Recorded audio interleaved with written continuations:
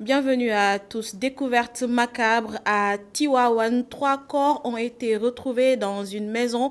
Selon les sapeurs-pompiers, il s'agit d'une famille. Le père a été retrouvé pendu. Quant à la maman et sa fille d'1 an, elles ont été toutes les deux retrouvées mortes allongées sur le lit.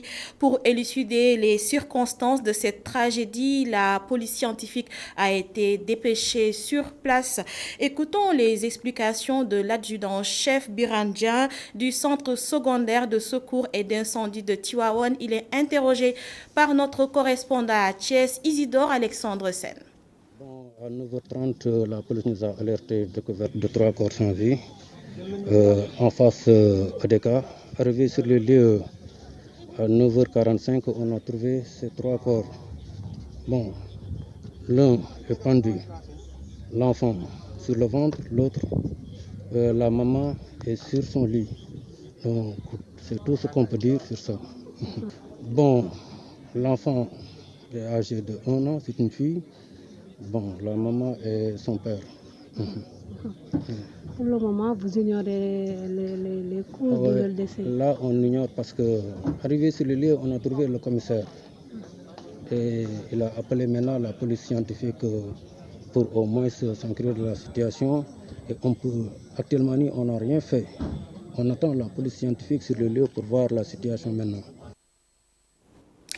Commune de Diamniadio, les populations de Dougar s'insurgent contre, selon elles, une spoliation foncière au profit de promoteurs immobiliers. Dougar compte sur tous les moyens à conserver ses 42 hectares, la seule assiette foncière pour les populations disponibles actuellement dans leur localité. Un reportage de Babacar Seck. Les populations de Dougar ont improvisé une marche pour dire non à l'accaparement des terres dont elles se disent victimes de la part de la société immobilière Peacock. Pick-up Investissement qui, sur le terrain, te dit que je dois donner 500 millions pour une indemnisation. Il va indemniser qui? Les terres ne lui appartiennent pas. On l'a affecté aux Malaisiens. Il n'a qu'à retourner là où on lui a donné les terres. Dougar n'a jamais été attribué à Pick-up. Pick-up n'a qu'à quitter Dougar. S'il veut la paix, il n'a qu'à quitter Dougar. L'administration est en faute. Ils ont préféré des privés vraiment véreux et de surcroît des étrangers pour spolier Dougar.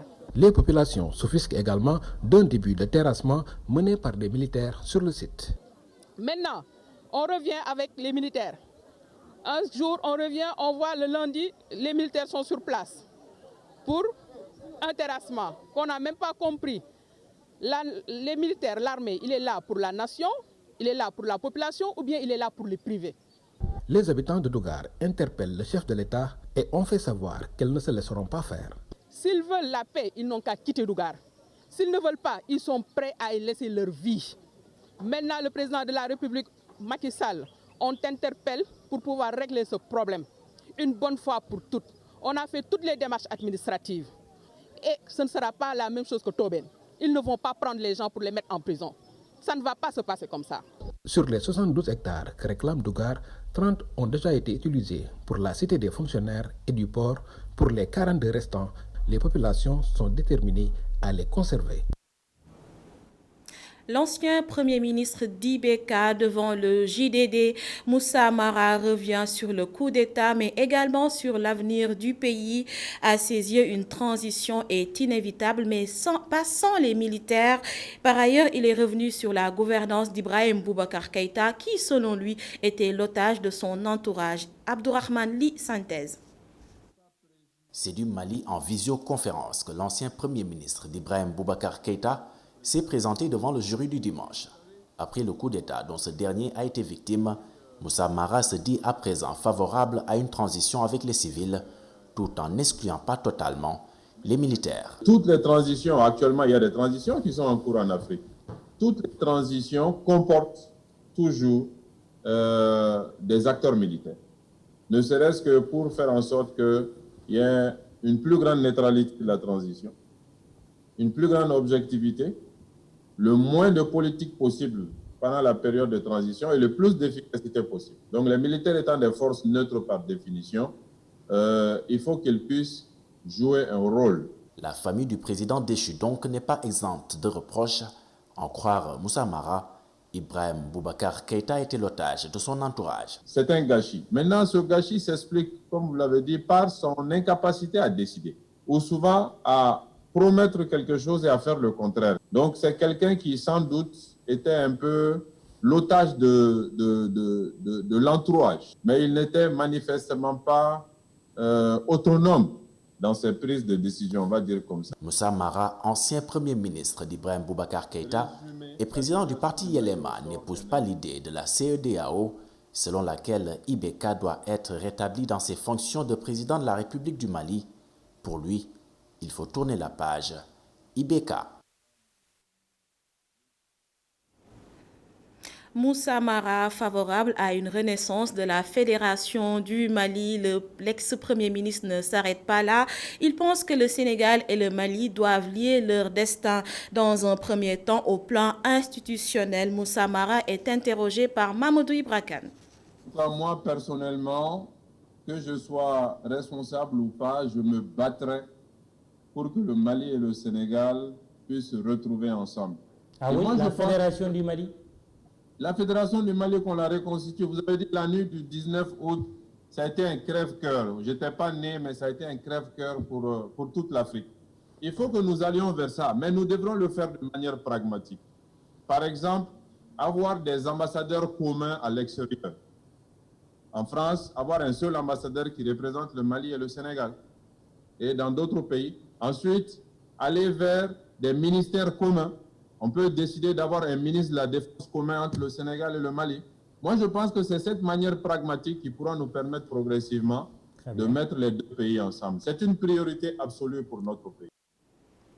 Jour de commémoration pour le Parti de l'Indépendance et du Travail, 23 août 2019, 23 août 2020, un an disparaissait Ahmad Dansokho, le président d'honneur du PIT, une occasion pour ses anciens collaborateurs et leaders de parti de prier pour lui et de rassurer sur son héritage. Son secrétaire général informe que la formation politique va continuer à défendre les combats de Ahmad Dansokho. Sambassi est au téléphone avec Papa Ibrahima Ndiaye.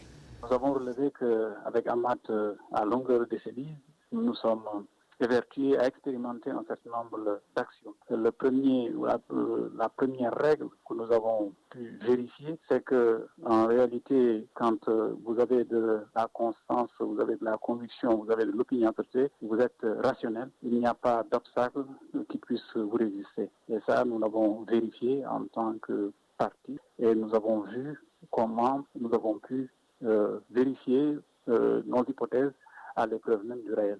Deuxième axiome qui a été conforté par l'expérience que nous avons eue, c'est que, au fond, le fait d'être différent n'est pas forcément quelque chose qu'il faut, disons, transformer en monstruosité. Il faut admettre la différence et voir ce qu'il est possible à partir de la différence qui est un enrichissement par un moment, ce qu'il est possible de réaliser. Enfin, nous nous sommes attelés également à construire régulièrement des rapports de force et avec patience et intelligence. Et ces rapports de force-là nous ont permis de venir à bout de beaucoup de problèmes. Au total, la vie d'Ahmad a été pleine et utile.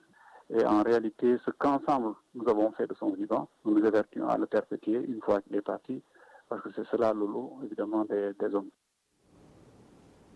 Le Fora de Sicap Mbao a 2 bureaux. Les éleveurs se sont scindés en 2 entités. Chacune a sa propre feuille de route pour le développement de l'élevage. Un compte rendu de Mamadou Lamine Fati. Le Fora de Sicap Mbao se divise en plusieurs entités. Après l'installation officielle d'un premier bureau, le second se forme et dénonce la situation du forail. Il y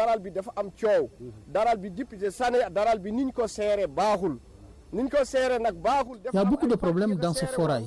Il y a une mauvaise gestion de l'ancienne équipe, dont leur gestion était nébuleuse et clanique de ce forail. C'est pourquoi on veut que tout cela change. La situation de ce forail devait dépasser ici, mais aujourd'hui rien n'a changé à cause de la mauvaise gestion. Ils sont juste là pour leur intérêt. Pour une bonne gestion du fora, les partisans d'Arona Sow, président nouvellement élu des éleveurs, se fixent des priorités.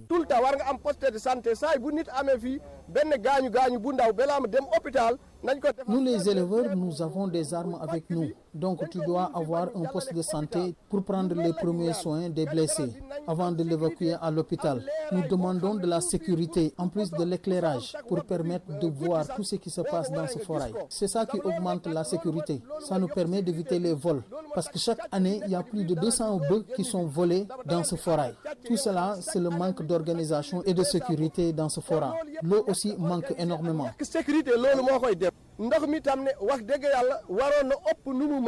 Divisés sur le fond comme la forme, les éleveurs du fora de Sicap Mbao mettent en place des équipes de management et chaque entité décline avec son groupe son programme pour le développement du secteur de l'élevage. Le leader du mouvement FSD, les Guelwaars, se prononce sur le livre de l'ancien ministre Thierno Alassane Sall. Babacar Diop interpelle le mouvement Aar Li Ñu Bokk. Il va jusqu'à solliciter la démission du président de la République. Je le félicite, c'est un patriote intègre. Je le pense très sincèrement. Et ça montre que le régime que nous gouvernons est un régime corrompu. Ça montre que Aar Li Ñu Bokk n'est pas allé jusqu'au bout de sa logique pour moi. Toutes ces personnalités qui sont éclaboussées. Serigne Mboup, l'ancien directeur de cabinet du président de la République, le frère du président de la République, le ministre Aly Ngouille Ndiaye, le président lui-même, ça montre que nous avons affaire avec un régime corrompu. Aar Li Ñu Bokk aurait dû demander la démission du président sénégalais. Et c'est une belle occasion de relancer Aar Li Ñu Bokk. Les régimes corrompus ne peuvent plus continuer de diriger nos peuples. Nous ne devons pas l'accepter. Ce dossier-là, le livre du ministre Thierno Alassane Sall, est une belle occasion pour relancer les activités de Aar Li Ñu Bokk. Et je pense que cette fois-ci, la position de Aar Li Ñu Bokk doit être plus radicale sur la question. Et je pense que Aar Li Ñu Bokk doit, à partir de cette occasion, porter la revendication de la démission du président de la République. Des sanctions contre les pollueurs des espaces publics à Kolda, c'est la stratégie de la municipalité pour lutter contre l'insalubrité. La mairie va également renforcer le système de collecte et de gestion des déchets, annonce en marge d'une activité de nettoiement. Seydou Diatta.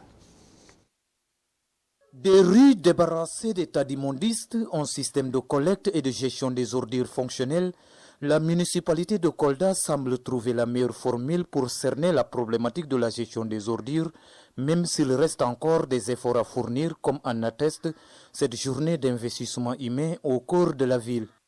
Et on a positionné effectivement dans les quartiers de la commune de Kolda un ensemble de tricycles qui aujourd'hui assurent la plaie correcte. Parce que le schéma qu'on avait en rapport avec UCG, c'est que quand le ramassage est fait au niveau des quartiers par les tricycles et les ordures déposées au niveau de sites transit, les camions UCG devaient passer pour enlever les ordures et amener au dépôt final. Nous avons nos partenaires comme UCG, eux, leur spécialité, c'est enlever les dépôts sauvages dans le périmètre communal. FERA, qui nous accompagne également dans l'insalubrité, eux, le travail, c'est désensabler toutes les artères goudronnées. Ce sont les deux programmes qui accompagnent la commune en matière d'assainissement dans son sein. La gestion des ordures a longtemps été le ventre mou dans la gouvernance de l'équipe municipale en place, une faiblesse attribuée au comportement anthropique. La municipalité de Kolda est plus que jamais déterminée à y mettre un terme. Les sanctions pécuniaires et même pénales ne sont plus à écarter. Nous avons interpellé, on a sensibilisé, nous avons menacé, excusez-moi du terme, on a fait ce que l'on pouvait. Mais les gens continuent à procéder de la sorte. C'est pourquoi je dis qu'il y a lieu de changer de stratégie. En quoi faisant, nous sommes prêts à sécuriser le lieu. S'il faut sanctionner, nous allons sanctionner. Il y a un arrêté qui a été pris. Dans certaines parties de la ville, longtemps transformées en dépotoirs sauvages, la sédimentation des ordures nécessite forcément de gros moyens. La municipalité change probablement à son acquisition. Le mouvement Benno Natal Touba s'active autour de l'université Cheikh Ahmadou Bamba de Touba. Les fidèles se sont engagés à faire de ce projet un modèle de réussite. Gorandaklo et Tchernofay. Faire du centre universitaire Cheikh Ahmadou Bamba un environnement propice à l'enseignement supérieur, objectif majeur du mouvement Benno Natal Touba qui, sur instruction du calife général des Mourides, entend embellir l'enceinte de ce temple du savoir. Et ce qui est également innovant pour l'université de Touba, c'est également l'introduction des arbres qui sont en voie de disparition. Bon, vous savez que c'est un creuset de la connaissance. Donc là, sur le plan environnemental, nous allons travailler de sorte que donc, tout soit vraiment présent ici. Surtout pour la disparition donc, des arbres ici au niveau du Sénégal. Il y a beaucoup d'espèces actuellement qu'on ne voit plus, mais qu'on va essayer nous de régénérer en tout cas le maximum possible pour que les étudiants de demain qui seront ici donc, auront vraiment en tout cas ce qu'il faudra pour les enseignements qui seront reçus. L'université Cheikh Ahmadou Bamba, un projet du calife général des Mourides, d'où l'engagement des fidèles à répondre à l'appel du guide religieux.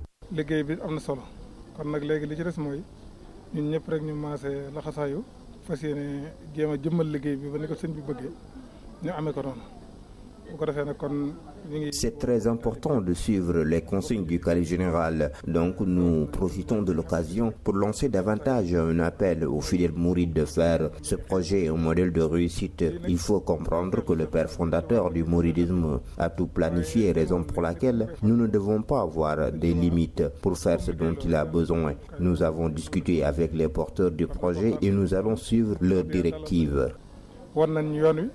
fas nañ yéene jaar ci yoon woowu ba ni ko sëñ bi bëgg rek ñu amee ko noonu ñu ngi woo bokk taalibe fu fooy mën a nekk nga xam ne liggéey bi sa liggéey la maanaam noo ci mën a jàppe ak wet goo ci mën a jàppe rek nga jàppe ko ci. Les travaux du centre universitaire Cheikh Ahmadou Bamba connaissent des avancées notoires avec un taux d'exécution de près de 70%.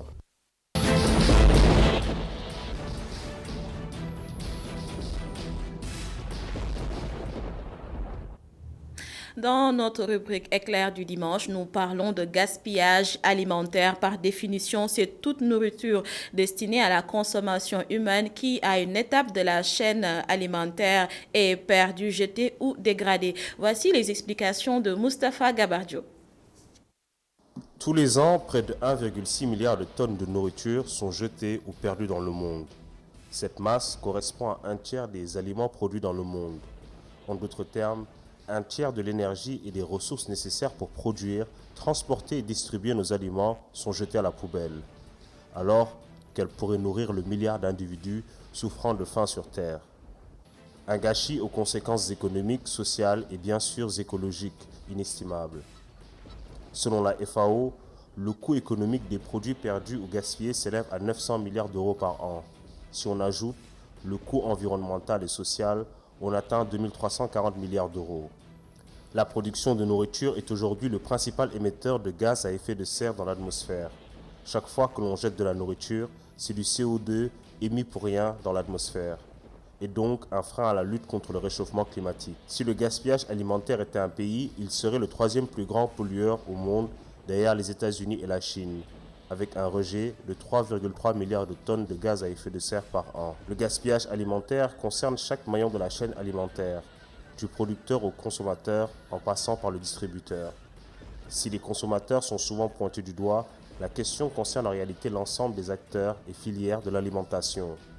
Ce gâchis est réparti comme suit: 32% pour la production agricole, 21% pour la transformation, 14% pour la distribution, 14% pour la restauration, 19% pour la consommation à domicile. Mais l'impact environnemental du gaspillage alimentaire varie selon la nature des produits ainsi que les modes de production, de distribution et de consommation. Lutter contre ce scandale, c'est donc aussi favoriser le développement de systèmes d'alimentation plus durables pour tous. Par exemple, l'agroécologie, une notion que nous verrons la semaine prochaine.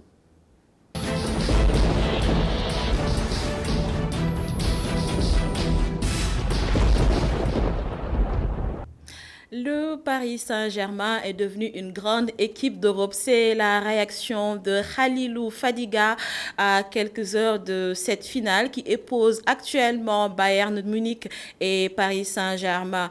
L'ancien international sénégalais, supporter du club parisien depuis 36 ans, espère que Neymar et compagnie vont bousculer les Bavarois pour soulever la coupe aux grandes oreilles. Khalilou Fadiga, actuellement en France, et au téléphone de Alassane Sambadjo. Nous allons revenir sûrement sur cette réaction de Khalilou Fadiga. Retour à la totale avec Mamadou Ibrakan.